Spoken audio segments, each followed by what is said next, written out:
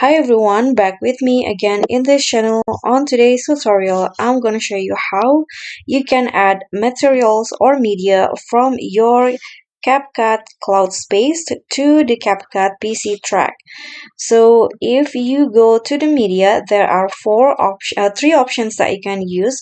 So the local one is one that you import manually to the CapCut PC, while the space is the materials that you've already saved before in the cloud. So if you want to add it to your track, you can just click on the spaces tab in here under the media. And here, since I log in with TikTok, so this is my space.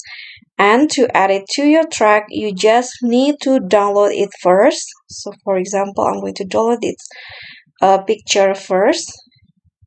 Then click on the plus icon to add it to the CapCut PC track.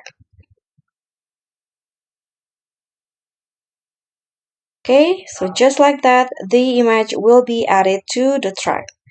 So that's it. That's a simple tutorial from me.